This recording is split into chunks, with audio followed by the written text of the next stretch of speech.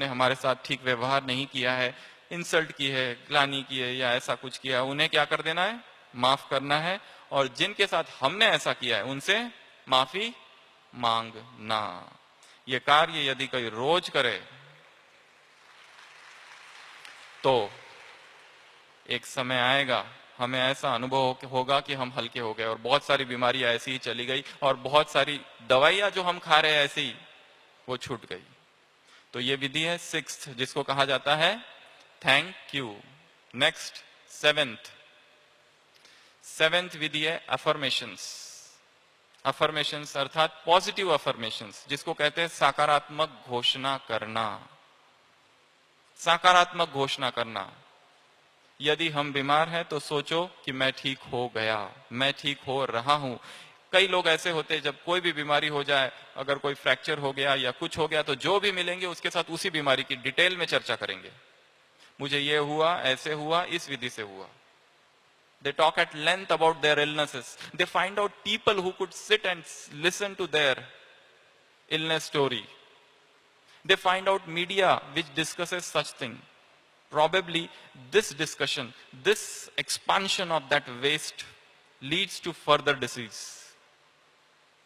तो positive affirmation अर्थात I am full of energy and Joy. कितना सुंदर ये संकल्प है, I am full of energy and Joy. मैं एक ऊर्जावान व्यक्ति हूं, मेरे जीवन की सभी बीमारियां दूर हो रही है, मैं स्वस्थ हूं, निरोगी हूं, I am healthy, wealthy and happy. Just this repetition of the thoughts.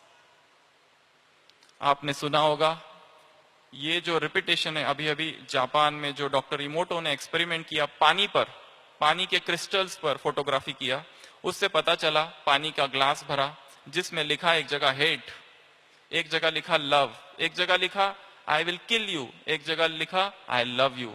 देखा गया फोटोग्राफी में जहां पर भी सकारात्मक लिखा गया था वहां पर जो डिजाइन बनी वाटर पर, water crystal, the greatest experiment done by any human being on this earth till now, it is by doctor Emoto.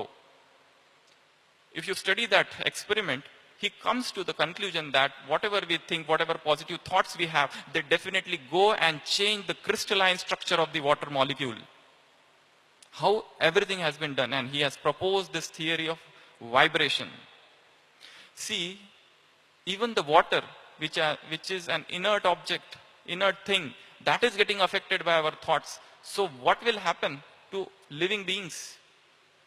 एक दूसरा ऐसा ही व्यक्ति हुआ है Luther Burbank. You must have heard about him. He is known as wizard of horticulture. America में एक व्यक्ति हुआ है बागवानी का जिसे जादूगर कहा जाता है। He did experiments on plants and the greatest experiment which he did was on the cactus. Cactus नाम का जो प्लांट होता है, you must have heard about it. It is dry, it doesn't have leaves, it has got thorns. उसको कांटे होते हैं because it has to survive for years together in desert. ऐसे झाड़ पर उसने प्रयोग किया, उस कैक्टस से उसने बातें की, 7 साल तक उस कैक्टस से बातें की कि तुम्हें कोई प्रेम नहीं करता पर मैं तुम्हें प्यार करता हूं, तुम मुझे बहुत प्रिय हो। ऐसे बात की जैसे कि कोई व्यक्ति है वो कैक्टस।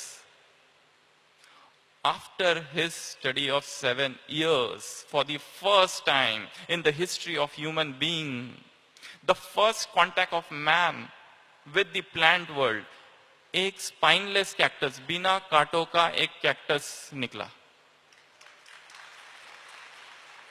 द स्पाइनलेस कैक्टस, उसका चित्र बहुत फेमस है, आप देख सकते हो, बैठा हुआ है और कैक्टस प्लांट पीछे। कैसे हुआ ये?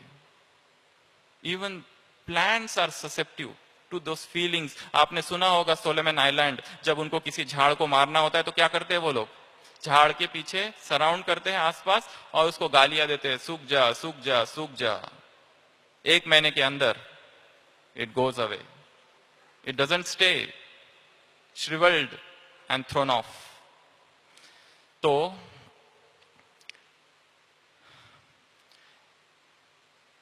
अफर्मेशंस, सकारात्मक घोषणा,